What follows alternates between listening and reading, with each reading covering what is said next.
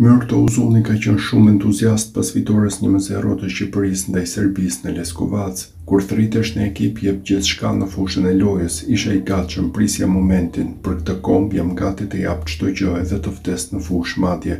Unë jam i gatshëm, luaj aty e sakrifikoj për ekipin, nuk më intereson edhe nëse luaj si mbrojtës i majt. E kisha një kundërshtar të fortë si Pavlović përballë, duhet të mbroja dhe të ndihmoja Hysain. Ishte një fitore e madhe, ka bërë një punë të madhe trajneri dhe stafi dhe jam i lumtur që hym në histori. Unë thjesht jam i përgatitur, studiova kundërshtarët duke i parë në video personale. Unë jetoj për këtë, i dedikoj kohën futbollit. Dhe të them të një gjë tjetër, a jemi live? Jam shumë i lumtur që jam kthyer në kombëtare, besoj se është ndjesia më e mirë për të përfaqësuar kombin e tij një njeri. Ja dedikoj familjes sime, të gjithë atyre që përjetuan dhe periudhën e Europianit. Unë stërvitem 2 herë në ditë.